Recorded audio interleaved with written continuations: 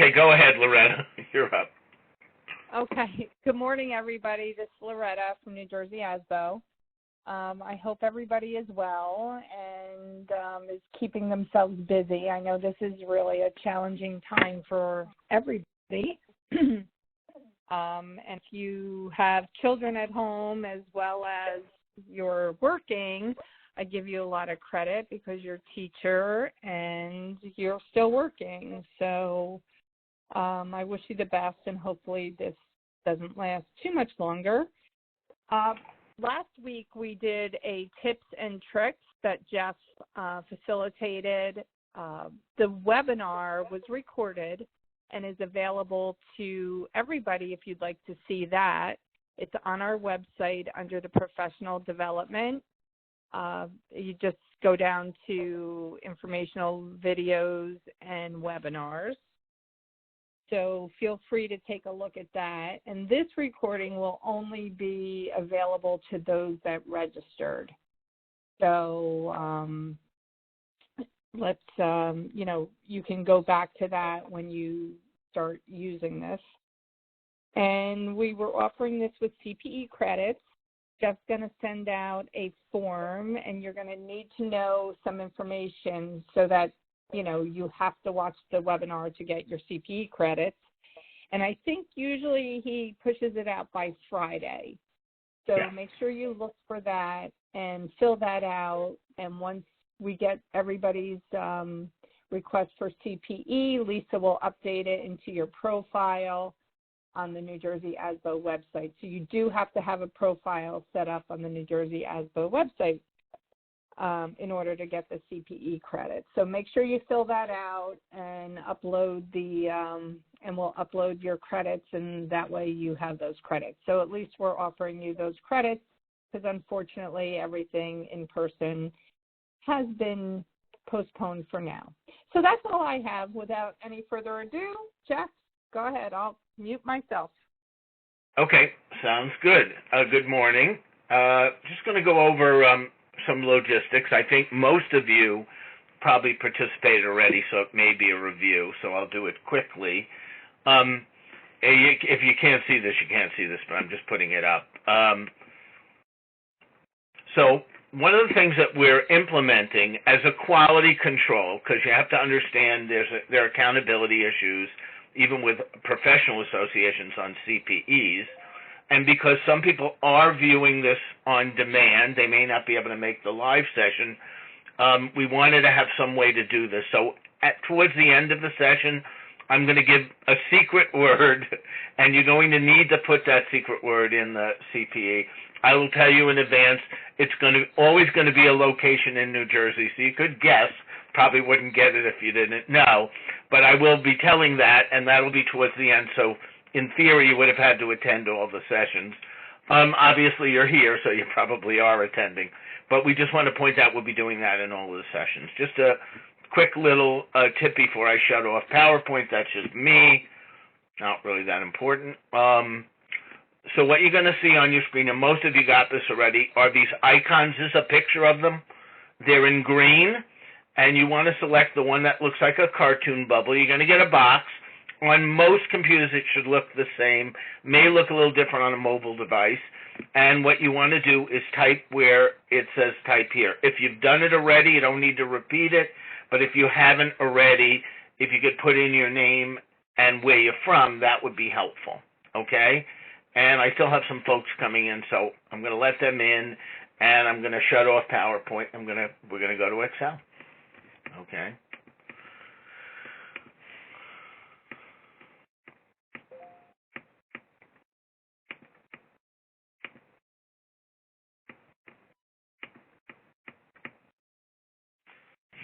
Okay, so I'm going to get started and kind of lay out what our goals are for today. We really have two topics that I want to cover. One, I went over briefly with you in the tips and tricks. I'm going to go deeper, and that is going to be conditional formatting. So I am going to do maybe a 5 or 6 minute review of some of the stuff I did last week, and then I'm just going to add some nuances to that. And then we're going to look at some specific applications that you might use in a business office. I am going to say I included in one of these a VLOOKUP, which I haven't covered yet. So I'm going to ask you at this point to have faith, trust it on faith, and then in a couple of weeks when we go over VLOOKUP, it'll round it out. But I wanted to just show a little more advanced application. So let's start with what we did last time, which is the same sheet you saw. And this is just, again, it's just data, but it's a series of kids' test scores, okay? And what I had said last time was, if you're going to do greater than, you want to start with your lowest band. If you're doing less than, you want to start with your highest band. And again, I'll explain what that means. I'm not going to do as many bands as I did last time because I want to move on to more advanced stuff. But I'll show you a couple of bands, okay? So what I want to do is I want to select my data. I'm going to go to conditional formatting, which is on the home ribbon, easy to find. And I'm going to select highlight rules, greater than, and I'm just going to pick what the greater than is. Now, I could put a percent in here, but I'm just going to work with decimals since it's synonymous anyway. And you see that anything that is above 70% is now in red. I'm just going to do two. I'm not going to do like I did last time. So I'm just going to add one more band. And I have to change the color scheme. You won't see any difference. So this one I'm changing to green, and that will be anything over, say, 85. So now I have three bands. Now, the reason why you need your lowest band, if you're doing greater than, is it overwrites them. So initially, it had anything above 70 as red, and then when I came along and added anything above 85, it then overwrote all the ones that were red to the new color. So that allows you to do multiple bands without getting all crazy, okay? So I think you're all familiar with that. We did that last time. I just want to deal with a couple of issues. So first of all, if you set your conditional formatting, it remains regardless of what the numbers are. So if I now take the numbers out, let's say it's a different period, this is not test score data, and I add new numbers, it's going to reflect those, and I believe I set the format. It's going to reflect the band just by virtue of what I add, okay? So in theory, you could have this all set up and then add your new data. You wouldn't have to redo it. But I want to caution you on what happens when you copy. Okay, so what I did here, and this again, this isn't in your template, I just did this morning for myself to show you, is here's just the same data that I just copied. Okay, and what I'm going to do is I'm going to copy it and I'm going to paste it. Let's assume this was a new month's data, and I'm just going to paste it down the row. Notice it got rid of the conditional formatting. So if you do a straight paste in, you're going to have to redo your formatting. However, if you do a specialized paste, and I believe I shouldn't, it's already in the clipboard, I can get away with this. So what I want to do is when I go to do paste, I want to select paste special, and I'm going to go to where it says it's the last of the items in the top row. It's actually in the second column, but it's the last of them. It says merge all, but merge the conditional formats, meaning leave your original conditional format. And so that will be fine. So if you have a new data set and you have, let's say, a template that's been set up with the conditional format, and now I'm just going to pull all the data to show you again. And I'll just do it both ways, wrong way and right way. If I now paste this, my conditional formatting's gone. However, if I pasted it special and said all merge conditional formats, my conditional formatting will be retained. So just something to bear in mind if you have a setup and you want to copy the data. If you're inputting the data, entering it, not an issue. It's only if you're copying it, which I could certainly see in some cases you may want to do. So any questions so far? We're good on that? That's kind of our review. All right? So let's just talk about the notion of conditional formatting as an idea. I think most people look at conditional formatting and they see it as a presentation tool. It's going to make my data look pretty. But I would bristle at that. I would say that it's actually more helpful as an analysis tool, particularly when you're looking at top-bottom rules, okay? So let's just take some of this data, which is just use of electricity by building, by site. And again, I could do it a couple of different ways. I could do it by column. In my previous data, I did conditional formatting for the whole data set. Here, it would probably make more sense to do it column by column or row by row. So I'm just going to show you both, okay? So here, I'm just going to take the high school data, and maybe I want to know, okay, what was the highest month? Obviously, I don't want to pull the quarter. That's not going to make any sense. That's going to be the highest, okay? And what I'm going to do is go to top-bottom rules, and maybe I'll just pick one, just the top one, okay? And now that's going to show me which month I used the highest amount. Now, could you visually see this? Sure, but, if you have a large data set, it's going to jump out at you a lot easier if you have it colored, okay? And likewise, you could do the opposite, ask for the lowest one, okay? So here, we'll do actually the opposite. We'll do the lowest one, okay? So this time, I'm just going to look at January. I want to know what site was the lowest. So I go to top-bottom rules. I pick the bottom one.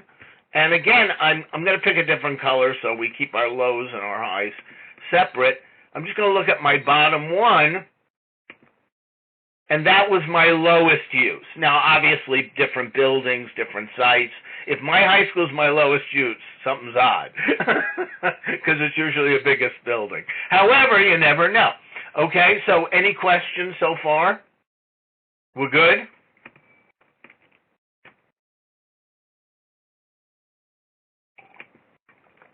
Now let's look at, just a couple of other uses. So let's assume that we have, and again, I'll start basic and then we'll kind of move it up. Here we have a situation where we have a per diem for our district is $35. So if you're under the per diem, that's fine. Maybe I want it to jump out at me if anybody tries to put in a reimbursement above a per diem. It doesn't mean we won't accept it. There may be extenuating circumstances, but I want to be able to spot those, okay? And by the way, later on when we do this, by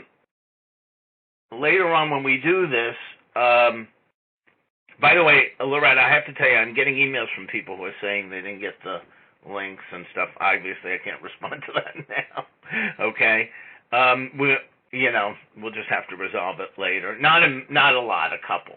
Okay, but anyway, later on, 2 sessions from now, I am actually going to show you how you can actually have Excel reject an amount higher or give a warning.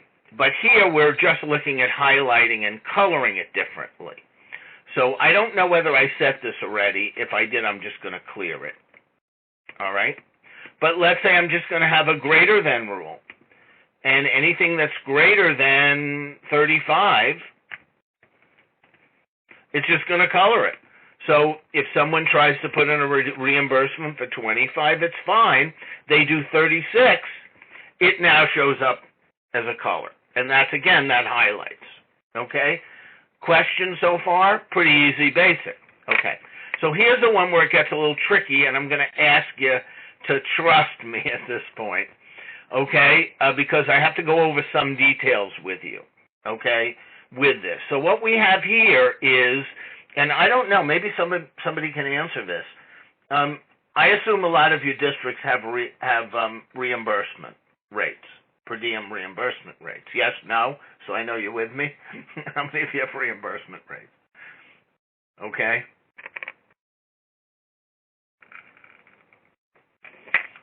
Okay, so I dealt with a couple of districts that have a unique reimbursement policy.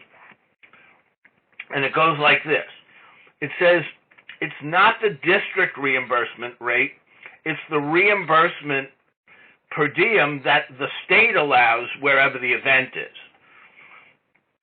So if somebody goes to an event in New Jersey, it's the New Jersey rate. If they go to an event in Pennsylvania, it's the PA rate, and et cetera, et cetera, et cetera. And each state sets different rates.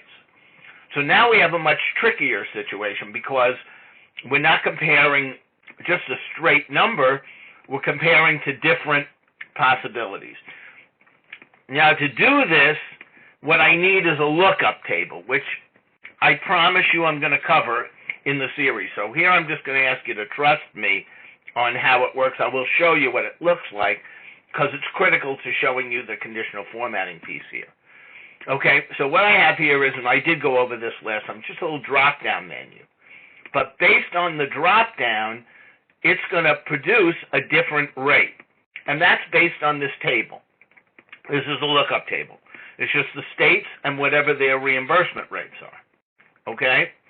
And I put it over here so you can see it. As I'm selecting each state, I'm going to get a different rate. Now, to do this kind of conditional formatting, now you got to get into the big league here. Because what you're going to need to do is a customized conditional formatting. Not a top-bottom rule, not any of those, but where you're basing it on a customized formula. Okay? And they can get extremely complex. If you're a fairly advanced person, you can do some cool things. I will tell you, whatever you put in the customized formula has to be a logical operator, meaning it's a greater than, less than, equal to, and or, something that would result in Excel in a true or false. Okay? So I'm just going to show you what the logical operator is here. It's pretty simple, actually. Is the amount greater than the lookup rate? Now, again, the lookup rate is the state per diem, and that may vary depending on which state selected. Okay? And that's why we have it here. Okay? So the first thing you want to do is do your logical operators. Now, there's no numbers here, so they're all going to be false. Okay? But the moment you put a number in, if it's true, that's going to generate the conditional format. If it's false, it won't. Okay? So let's take a case in point. Here it's 35. If you're 35 or under, it's false. But if you have 36, it's true. Right? If you have, again, the same 36 here, it's false because the lookup rate's different. Okay? So I'm just going to put in I already had done it, so I'm going to clear it out and show you again what it looks like. And we'll just clear the rules and I'll do it again. Okay, and I'm just going to put in some random and, we'll do them and, okay, this one's 30, we'll do 35. Okay? So now, I recommend, and you can eventually eliminate it, do a column for the logical operator. It's a good way to check yourself, and you're going to need it, at least for the first one, to do this the right way. Okay? So what you're going to do is you're going to go into conditional formatting. We're only going to do one. You don't highlight all of them or it won't work. Okay? You're going to go in, and it actually doesn't matter which one you pick. You can do greater than, less than, because we're going to select another option under the dialog box. So it's going to say greater than, but I'm going to go to this top one and go to use a customized formula. And actually, I messed up. Okay? I messed up. Before you do it, because it won't let you put it in, before you do it, go to your, and you can actually copy it from here. I usually copy it from the input area. Copy it into the clipboard, because you're going to need it. Okay? So now I'm going to go to I did that this morning. Again, I forgot. Okay? So you go in, and you're going to select your rule. Hold on. Conditional formatting, highlight rule. Doesn't matter which one you pick, because we're not going to use it. Okay? and we're going to go to use a customized formula. It's the last one on the bottom. And what you're going to do is you're going to paste what's in the clipboard in. So we're saying, if this is a positive, give me a red. So you can put in any formula you want. They can get kind of complicated. This is a fairly simple one. Okay? And now it's going to apply. Once you've done that, then you can copy it down, and it'll do relative copying. And it'll work. Well, I should not have copied the amount. Okay? So you could copy it, with it just being set up. And then we'll just change the amount. All right? Because it ended up copying the 35 down. So let's say it's 35, 40, 31, 33. Okay, so notice there's a correspondence here. These two are true. They're showing up at red. Now, once you've done that, you could get rid of this column. You don't really need it. But it's your quality control check to make sure that things were working right. Let me tell you what you can't do, because it doesn't work. And this is why a lot of people get fouled up with this. Okay? And I'm going to clear it. I might be tempted to say, gee, I'll do a shortcut.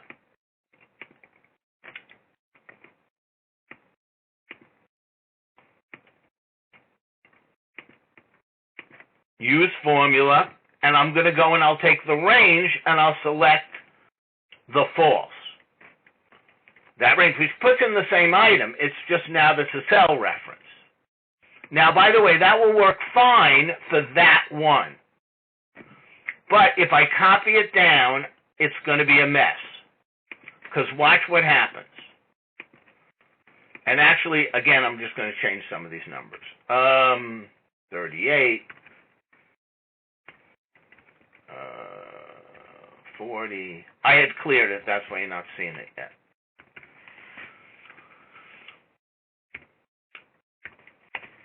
So notice, I inputted 36 in the first item. It applied them to all of the other items. So if you try to link it by reference, it's going to apply the conditional formatting in the one item to everything. So you can't do that. Now, could I, in theory, come in and do this row and then come back to this row, clear it? Yes. And then at that point, do greater than and select just that one? Absolutely.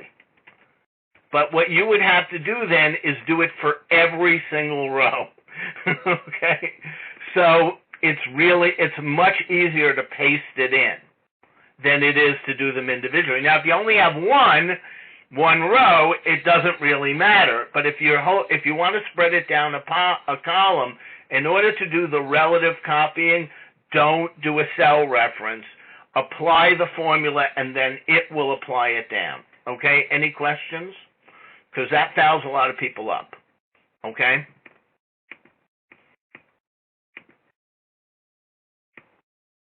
And so I would have to go and do it for this one and for this one and for this one. So you don't want to do that.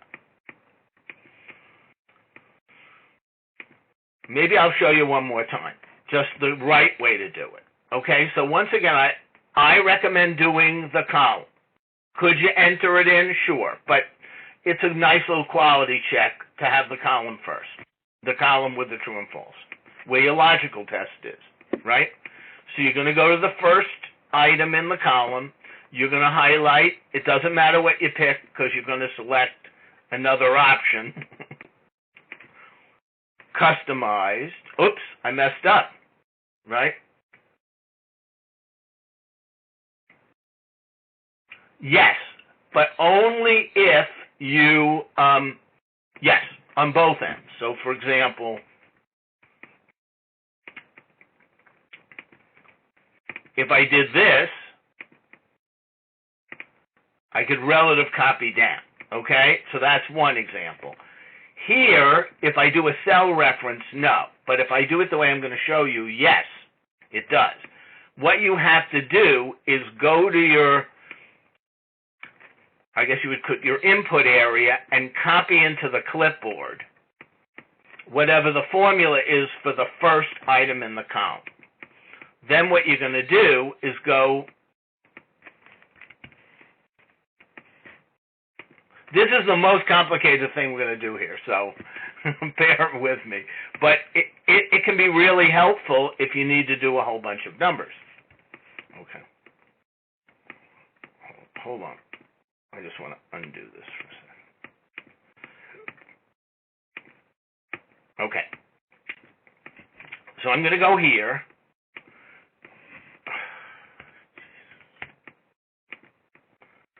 I know why I'm running into the problem here. I'll fix it in a second. I just got to back out. There we go. Okay. So I got to copy this. Then you want to go out. You want to go to your cell.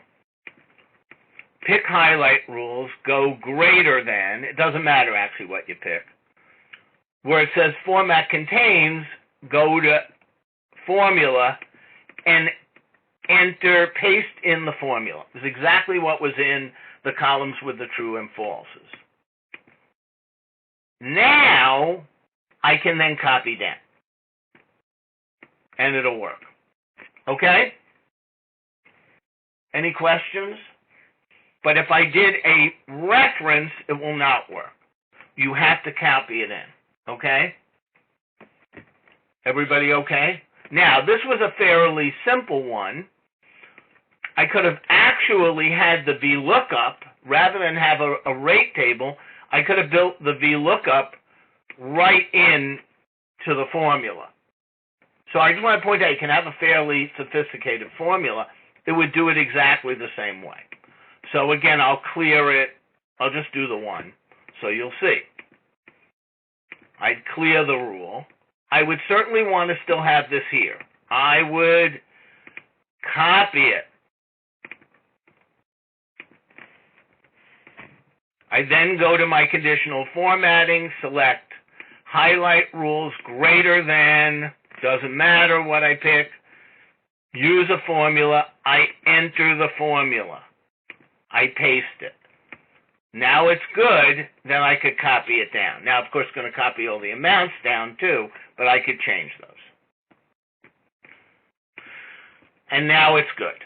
Okay, so the New York rate was 35, so if this is 36, that will show up as red. Okay, and the New Hampshire rate was 30, so 30 will not, 31. Yes, absolutely. So once the conditional formatting is in there, I could copy it down. Absolutely blank. No problem. Okay?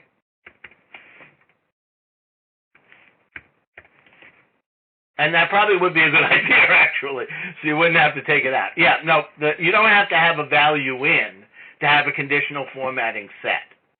It's just a good way to know if it's working, but you don't have to have it. Okay, any questions? All right. So let me just show you a couple of other uses. I think we're in good shape time-wise. All right, so here's just an interesting use. And the formula here is actually extremely simple for anybody. It's not terribly complex. I'll explain. Okay?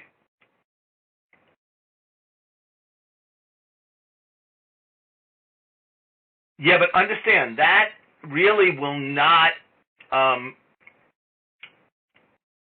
you can absolutely paste values in. It'll just overwrite the current values. Okay, because what you're doing with that copying, containing the formula is you're basically saying, yes, I'll take the new data in, but I'm going to retain the conditional formatting. It doesn't work the other way around. Now, could you copy conditional formatting to another place?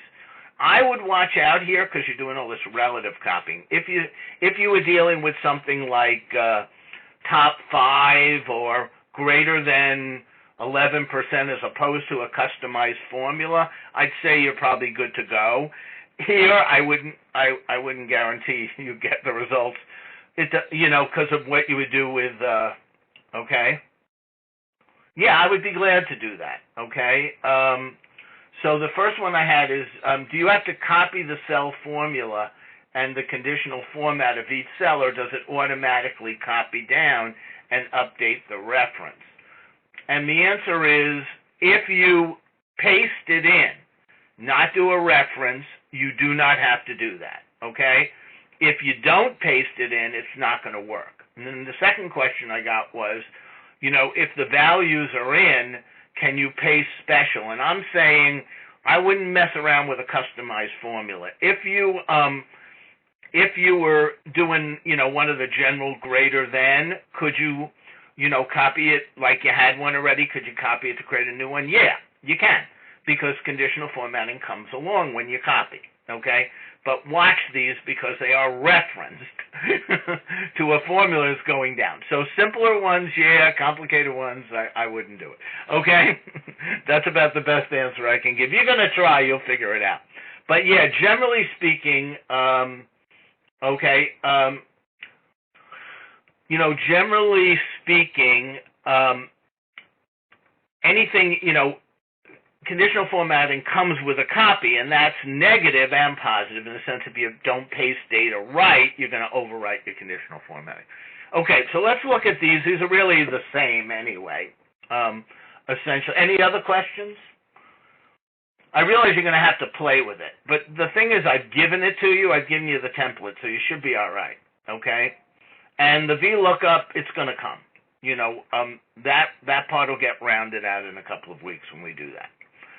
All right, so here's one that doesn't require anything complex, but I'll just explain it to you, because I'm always trying to come up with, interesting uses of this. And I'm a big fan of analysis. A lot of the work I do when I'm consulting, I work with a number of business officers where I'm assisting them in being a little more effective in their analysis of data. And so I'm used to a traditional variance report with an amount.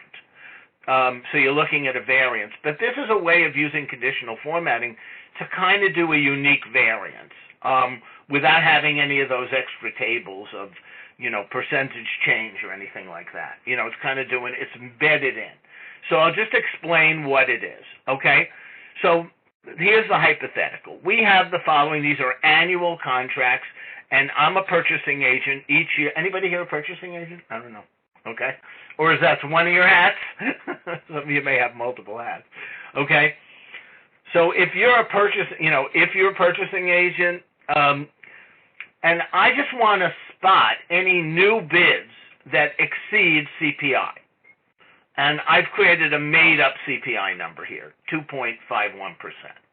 So I've said, just, show me any of the bids, in red that are above the 2.51, because maybe I can lean on the vendors and basically telling them, if you're kind of in CPI, we'll kind of understand. If you're over, you're going to have to explain why the cost is more. Okay? All right? So what's the formula for that? It's really this first piece of this, which is here, which is basically the current contract plus 1, which is 100%, plus the CPI, basic multiplication. So what I did here was I did all the numbers. So if you want to compare these numbers to this, anyone where it's under these numbers, it shouldn't show up as red. If it's over, as we see in the second one, water testing is over, because CPI increase would have been 6150, and this is coming in at 6200. It's going to highlight. Okay? And again, you don't need to do this. I just did it so that you would understand what's going on here. Okay? So once again, here's my formula. And I actually laid it out on the template so you could see it.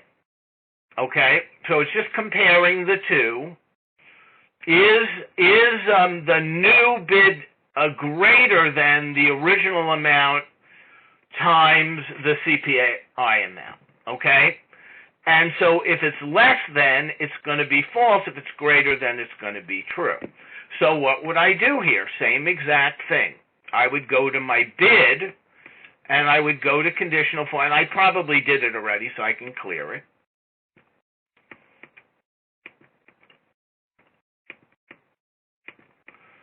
And I'm just going to go to my first item. It's a good opportunity for me to show this to you again. I'm going to go to any rule because I'm selecting another option. I'm going to go to, oops, I messed up. You got to paste what's in the, you got to paste the formula. I always do that, and then I end up having to do it again. Okay? You've got to make sure you paste it into the clipboard. Okay? So now I'm going to go to my bid. I'm going to select greater than or less than, it doesn't matter. I'm going to go to customize formula. I'm going to paste in the formula. And now, once I pasted it into the one, then I can scroll down and it'll apply. Whoops, I messed up again. I changed my numbers, okay? So, yeah, I should have copied the numbers first, but I think you get the point, right? I'll just change, I'll remember the number here. So this was 6,200.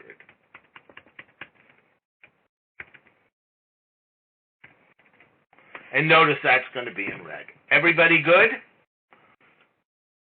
And I'm going to have to think creatively about how to do that first. Maybe I would move the numbers over to another column, change the conditional formatting, and then pop them back in. Okay?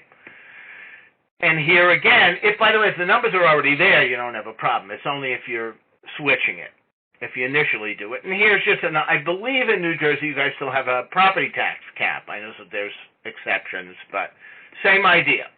You know, if we have a 2% property tax cap, I want to know any bid that's above 2%. So any question? There's a lot of other examples of where you might use this. You certainly could use it. I had a situation in a district where the employee was able to purchase term life insurance, but it couldn't, the value of the policy couldn't exceed 10 times the annual salary. Well, if we had the annual salaries, we could have a conditional formatting that would provide a different result depending on the employee's current salary. So there are a lot of uses, okay?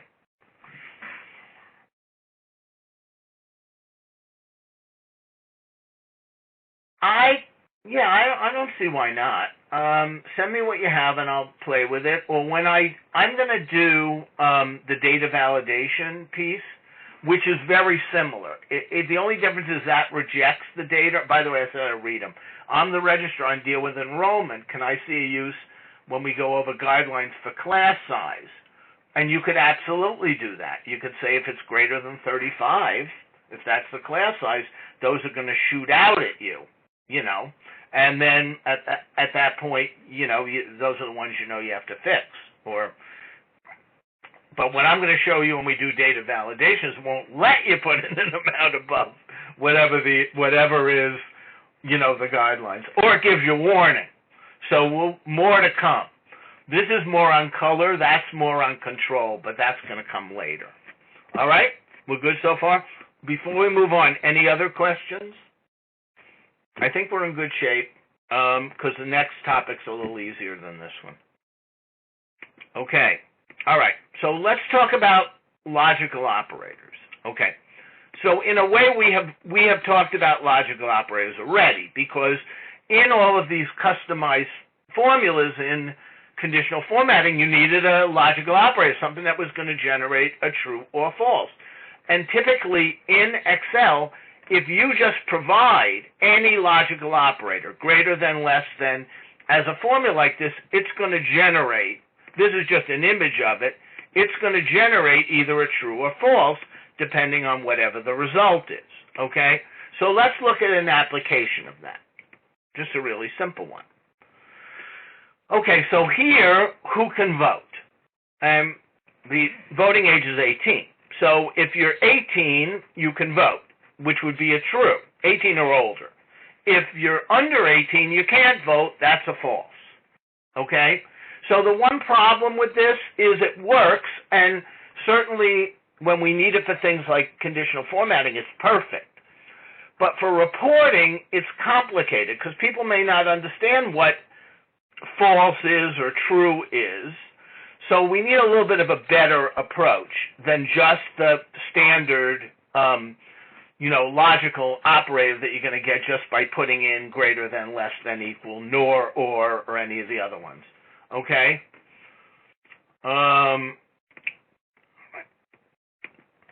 So here we have an if statement. So how many of you are familiar with if statements? Most of you are intermediate. We may be able to go pretty quickly with this anyway. But, all right? So for the benefit of the fact that not everybody is, I'm going to go over it. So basically, the way an if statement works is you start with your logical test. It's exactly the same as we did here. It's the same greater than, less than, equal to. And then a comma. What happens if the answer is true? What happens if the answer is false? So that's what makes it an if statement. It only has two choices, true or false. Okay? So here again, we are asking the same question. Are they greater than or equal to 18? Actually, less than or equal to 18.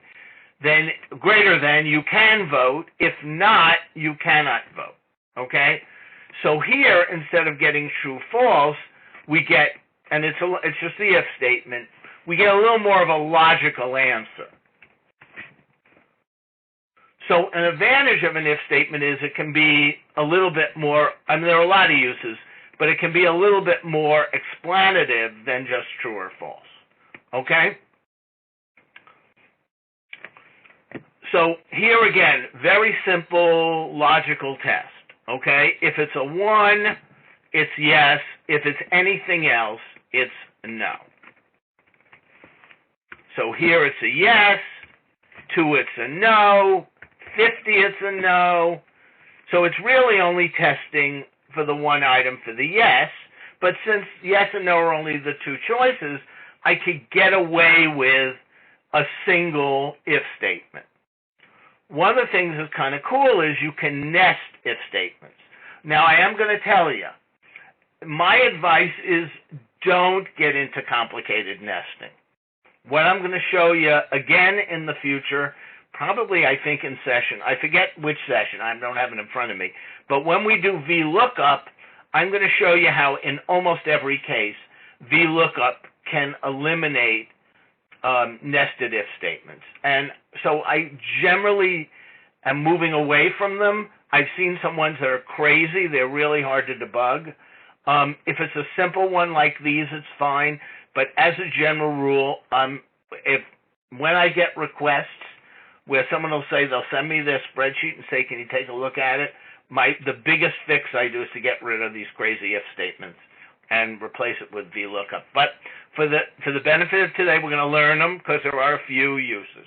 Okay, so here we have a nested if statement. So what's a nested if? It's an if statement inside an if statement. And I'll kind of explain how it works. How many of you have worked with nested if statements? If you haven't worked with if statements, you wouldn't have worked with nested ones. Okay. So anybody worked with nested if statements? Okay. All right. So here what we have is full-time, part-time, or hourly. And believe it or not, you actually only need 2 if statements. I don't personally think it's that clean to do it this way, but you only need 2 because if it's not the 2, it'll be the other one. Okay? So what do? I have my first logical test. Is it a 1? If it's a 1, return part-time. So that's going to just give me part-time. If it's not, it's the false, it does another if statement. So if it's true, remember the basic function of an if statement is it true, is it false? So if it's true, it just gives you part-time. If it's false, it does an additional if statement. Okay? So I now have if statement inside of if statement. So watch how that works. If it's a 1, part-time. If it's a 2, full-time. If it's anything else, hourly. So the reason I say you can get away with 2 is if you have nothing, it's going to show up as hourly. So it's a little on the sloppy side. So probably a better way to do it would be to add an additional if statement and then have a blank. The thing that drives people crazy with if statements are, especially if they're complicated, is how many closed parentheses you have at the end. So I'm going to show you a little trick. Count the ifs. If you count the ifs, that's how many parentheses, closed parentheses, you have at the end. Okay? All right. So now let's look at an example of how this may work. And I threw a drop down in here. Okay? So let me just tell you what it is. So these are our 3 bargaining units, and they have different medical contributions. Okay? So depending on what you pick. You're not seeing anything now. Well, you're seeing 7 here because I used 2 nests. So if it nests to nothing, it's going to generate a 7. That's why it's a little on the sloppy side, because a blank shows up as the third choice, and there's 2 nests here. So I'm just going to show you what it looks like. So I have a nest. It says, if C46 equals admin, give me the admin rate. If it's teachers, give me the teacher rate. If it's anything else, including blank, give me the classified rate. Okay? So watch what happens as I select. If I select teachers, it puts in the teacher rate. If I select admin, it puts in the admin rate. If I select classified or anything, it puts in that one. So the sloppiness here is a blank shows up as 7. If you do 3 nests with if there's nothing entered, return a blank, that's neater, even though it's more work. So here it says, if C46 is admin, give me 6%. If it's teachers, give me 4%. If it's classified, give me 7. If there's nothing there, give me a blank. And the way you generate a blank in Excel is 2 quotes. Okay? So remember I said it gets tricky on knowing how many parentheses you need. So what do? I count. 1 I know because I wrote 3 nests.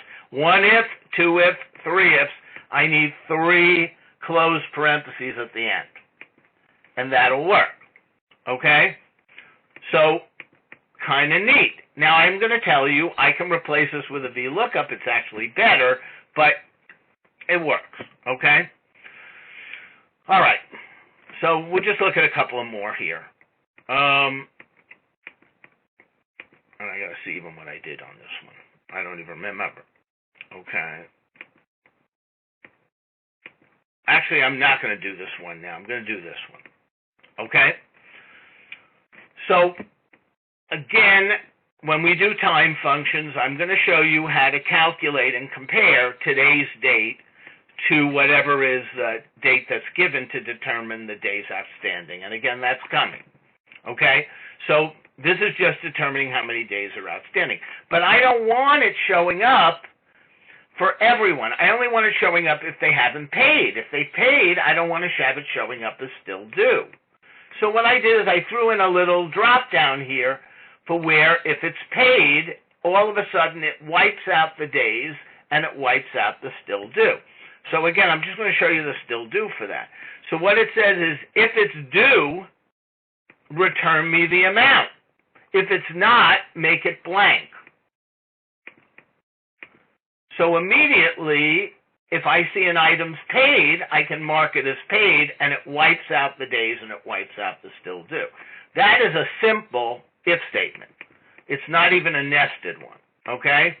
Because it's saying, if this column where it says due and paid has a due, by the way, you should always put any words in quote.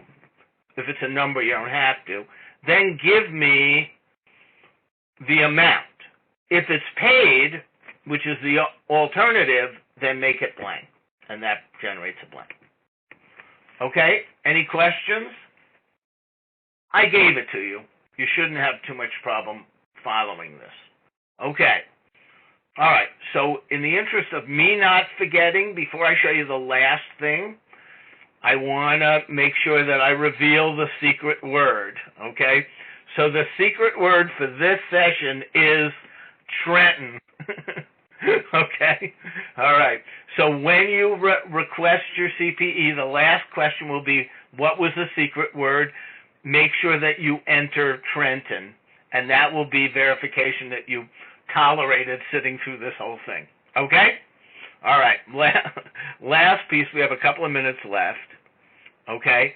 So what I'm going to show you next, I really like. I think it's really cool. And what's cool about it is it does not require nested if statements. It actually only requires a simple if statement. It's a bit of work to set up, but once you do it, it's beautiful. And I will tell you, I use it for my own business. So, you know, I could use QuickBooks and all that stuff, but, you know, I'm sophisticated enough in Excel. I really don't need a lot of what it does. Even though I know double entry accounting, I was an auditor. But, you know, it's simple enough, and I just use a billing application to handle my receivables. But in terms of cash disbursements, I actually use Excel, okay? And I want to show you this because there are a lot of situations besides cash disbursements where this can be really helpful, okay? And so I'll show you what it is and explain it. So one of the big challenges is spreading data across columns. So this is obviously a very simple example, but here are my various expense categories: rent, utilities, office supplies. And here is my checks. This is basically a check register, okay? So what I want to be able to do is spread the column. So in the absence of knowing this, what I might do is, if I knew that this was office supplies, I might copy it over. But anytime you're copying, the potential for error is great. You might copy it to the wrong column, and even though there are quality checks you can do, it's more work. So what I want to have happen is for it to spread the columns automatically, okay? And I'm going to take you through the steps to do this, because it's a little time consuming when you do it the first time, but once you have it down, you can wipe out when I start a new year, all I do is wipe out the data, I leave all the formulas, and I'm good to go. I don't have to redo it, okay? So let me just show you what it is. And this one I based on codes. After, I'm going to show you how I actually could base it on the names, rent, utilities as well, okay? All right, so here, in each one of these columns, I have an if statement. And I'm just going to show you the if statement. So what it basically says is, and I'll make it bigger. See if you can see it. If, well, let me just so know where you are. So it's looking at the code, and then it's looking at the amount. So what it says for rent is, if the code is a 1, give me the amount. If it's not, give me a blank. Now, when I do this, if I'm setting it up, I create my first one, and then I copy it across and fix it. So I've already done it already, but I could, I'll just copy it to one of them, okay? And again, notice I've locked in the columns, so I don't run into problems here when I copy it across. So I'm just going to copy it across. One second. It's just fighting me.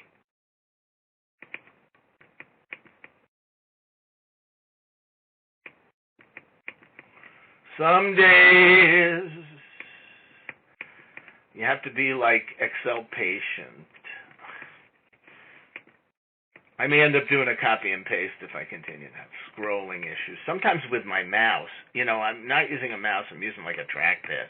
Hold on, let me see if I can go to the top corner. I'm only going to do this for one more second. After that, I'm going to quit. I can copy it and paste it in. It's fine. Okay. So now, watch what happens. So if this were rent, the 100 is going to show up as rent, right? Now, the problem is utilities are also showing up, but that's because I just have to change the number. Change that to a 2. So if you look at this, this says if D4 equals 1. This says if D4 equals 2. This says if D4 equals 3. This says if D4 equals 4. This says if D4 equals 5.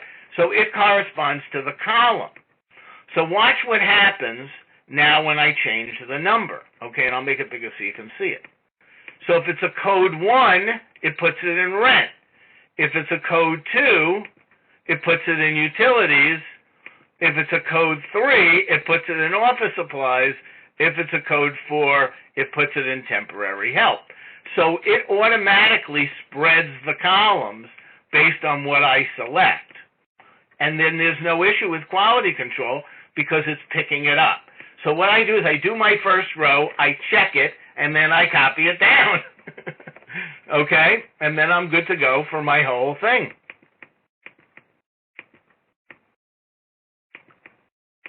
So I'm going to stop. Any questions? So this is simple because they're all simple if statements. The only difference is what are they an if for? But it's not a nested statement. Every statement is really a simple statement. Oh, no, I haven't gone over it yet. Actually, I did that in the tips and tricks. So you might want to look at the recording. But I am going to cover that again when I do data validation. So we are going to cover that again. It's coming. So either look at the recording of the tips and tricks or stay tuned because I am going to go over that again. Okay? All right. So after doing this, I'm looking at it and I'm thinking, why do I have to work with numbers? And I got to remember my codes. Why don't I just put the names in? Okay? So here is exactly the same thing, except that my drop-down actually has the names. And the only difference is, in the if statement, instead of looking for number 1, it looks for rent. Now, you got to make sure you spell it right. It's not case sensitive, but it has to be spelled right. So if I have spelling wrong, it's going to be an error, okay? So basically, this one says rent, this one says utilities, this one says office supplies, this one says temporary help.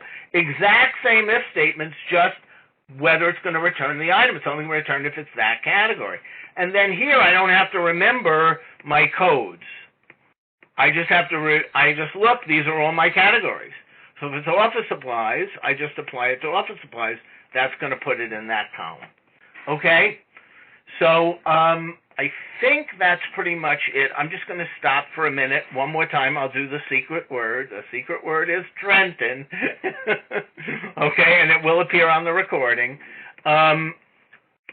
So any questions just on this cash disbursement? It's actually not really hard, and I gave it to you.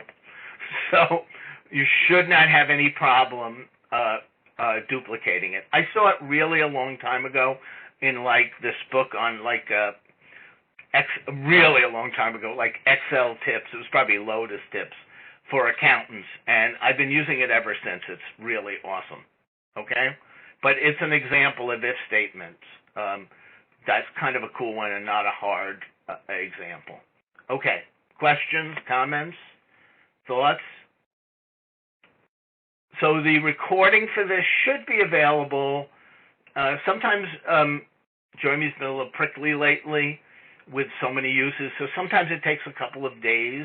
Sometimes I'll have it like in an hour, but I would certainly say by Monday it should be available, and I will push it out, actually, to everybody who registered.